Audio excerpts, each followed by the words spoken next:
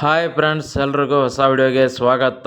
ಇವತ್ತು ನಡೆದ India versus Zimbabwe ಕೊನೆಯ ಮ್ಯಾಚ್, T20 ಕೊನೆಯ ಮ್ಯಾಚ್. ಈ ಮ್ಯಾಚನ್ನು ಕೂಡ ನಮ್ಮ ಭಾರತ ತಂಡ ಒಂದು ಭರ್ಜರಿ ಗೆಲುವನ್ನು ಸಾಧಿಸಿತು. ಹಾಗೆ ಗೆದ್ದ ನಂತರ ಕೋಚ್ ಗೌತಮ್ ಗಂಭೀರ್ ಅವರು ಏನೆಲ್ಲ ಹೇಳಿದರು, ಸುದ್ದಿಯ ಸಂಪೂರ್ಣ ಮಾಹಿತಿ ತಿಳ್ಕೊಂಡು ಬರೋಣ. ಅದಕ್ಕಿಂತ ಮುಂಚೆ ಚಾನಲ್ಗೆ ಸಬ್ಸ್ಕ್ರೈಬ್ ಮಾಡಿದ ವಿಡಿಯೋ ನೋಡ್ತಾ ಇದ್ದರೆ ಈಗಲೇ ನಮ್ಮ ಚಾನಲ್ನ ಸಬ್ಸ್ಕ್ರೈಬ್ ಮಾಡ್ಕೊಳ್ಳಿ. ಹಾಗೆ ಪಕ್ಕದಲ್ಲೇ ಇರೋ ಬೆಲ್ ಐಕನ್ ಮೇಲೆ ಆಲ್ ಅಂತ ಕ್ಲಿಕ್ ಮಾಡ್ಕೊಳ್ಳಿ. ನಾವು ಯಾವುದೇ ಹೊಸ ವಿಡಿಯೋ ಅಪ್ಲೋಡ್ ಮಾಡಿದರೂ ಮೊದಲು ನಿಮಗೆ ನೋಟಿಫಿಕೇಷನ್ ಬರುತ್ತೆ. ಹೌದು ಸ್ನೇಹಿತರ, ಗೌತಮ್ ಗಂಭೀರ್ ಅವರು ಈ ಮ್ಯಾಚ್ ಗೆದ್ದ ತಕ್ಷಣ ಹೇಳಿದ್ದಾರೆ, ನಾವು ಇನ್ಮೇಲಿಂದ ಯಾವುದೂ ಮ್ಯಾಚ್ ಸೋಲೋಕ್ಕೆ ಇಷ್ಟಪಡಲ್ಲ. ಹಾಗೆ ಸೋಲ್ದೇ ಇರೋ ಥರ ಕಂಬ್ಯಾಕ್ ಮಾಡ್ತೀವಿ. ಯಾಕಂದರೆ ಕಳೆದ ಹಲವಾರು ಮ್ಯಾಚ್ಗಳಿಂದ ನನಗೂ ಕೂಡ ತುಂಬಾ ಡಿಸಪಾಯಿಂಟ್ ಆಗಿತ್ತು.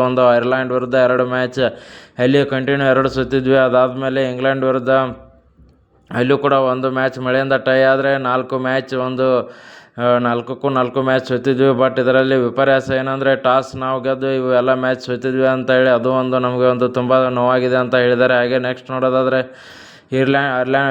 ಇಂಗ್ಲೆಂಡ್ ವಿರುದ್ಧ ಏಕದಿನ ಪಂದ್ಯ ಇತ್ತು. ಅಲ್ಲಿಯೂ ಕೂಡ ನಮ್ಮ ಭಾರತ ತಂಡ 1 ಮ್ಯಾಚ್ ಗೆದ್ದು ಇಂಗ್ಲೆಂಡ್ 2 ಮ್ಯಾಚ್ ಗೆದ್ದು ಇಂಗ್ಲೆಂಡ್ ಆ ಸೀರೀಸನ್ನು ಕೂಡ ತಮ್ಮ ವಶ ಮಾಡಿಕೊಂಡಿತು. ಹೀಗೆ ಈ ಕೊನೆಯಲ್ಲಿ ಜಿಂಬಾಬ್ವೆ ವಿರುದ್ಧ ನಮ್ಮ ಭಾರತ ತಂಡ ಭರ್ಜರಿ ಜಯವನ್ನು ಗಳಿಸಿತು ಅಂತಲೇ ಹೇಳ್ಬೋದು. 3ಕ್ಕೆ 3 ಮ್ಯಾಚ್ ಗೆದ್ದು ಇತಿಹಾಸ ಹೊಸ ದಾಖಲೆ ಬರೆದಿದೆ ಅಂತಲೇ ಹೇಳ್ಬೋದು. ಇತ್ತ ಅಭಿಷೇಕ್ ಶರ್ಮಾ ಅವರು ಮತ್ತೆ ಫಾರ್ಮ್ನಿಂದ ಕಳ್ಕೊಂಡಿದ್ದಾರೆ ಅಂತಲೇ ಹೇಳ್ಬೋದು.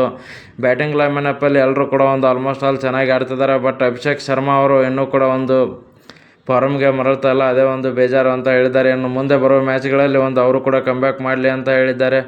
ನೆಕ್ಸ್ಟ್ ನೋಡೋದಾದರೆ ಏನೇ ಅಂದರೂ ಕೂಡ ನಮ್ಮ ಭಾರತ ತಂಡ ತುಂಬಾ ಸ್ಟ್ರಾಂಗ್ ಆಗಿ ಕಾಣ್ತಿದೆ ಅಂತಲೇ ಹೇಳ್ಬೋದು. ಈ ಸ್ಕ್ವಾಡು ಬ್ಯಾಟಿಂಗಲ್ಲಿ ಆಗಿರ್ಬೋದು, ಬಾಲಿಂಗಲ್ಲಿ ಆಗಿರ್ಬೋದು, ಎಲ್ಲರೂ ಕೂಡ ವಿಕೆಟ್ ತೊಗೊಳ್ಳೋದಾಗಿರ್ಬೋದು.